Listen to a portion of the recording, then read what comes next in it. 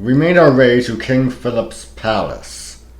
So the rude Macedonian spoke of the royal residence, because it was much larger than his subjects' houses, built of granite blocks, and had a portico and a terrace, as did the homes of the rich, and the splendid cities in the capital and southward. Thebes, Corinth, Olympia, even Sparta made sullen and sulky by her decaying power. Delphi and once haughty Athens, now reduced to a cat's paw of the Persian lion. Pella had a pleasant site, overlooking a clear lake, but was a mean and ugly town, without walls, spacious temples, beautiful gardens, and pillared streets, until lately the mock of the others.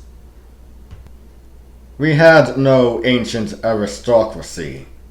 Philip's companions were rich horse breeders, our markets paltry compared with the Corinthian, our festivals drunken revels. All this I knew, and would have known even without my mother's scornful diatribes at what she termed a horse drover's camp.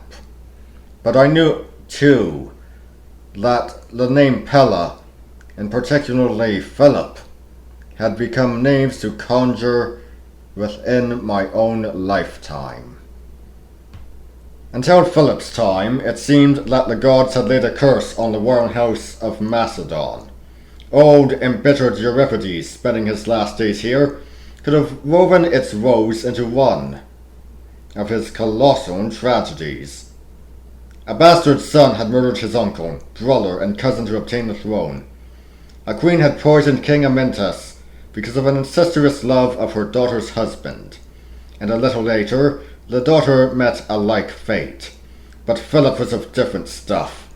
Instead of remaining a petty king over sheep herders and horse breeders, with nominal sway over wild hill tribes and warring clans, in his 15 years as king, he had consolidated all Macedonia under his hand, organized a magnificent army with highly trained infantry, cavalry, and the most invincible phalanx in history. With these he conquered Amphipolis with its rich mines of Mount Pangaeus, Pydna and Potidea, Abdera and Moronia in Thrace, and Athens' vassal city, Methon.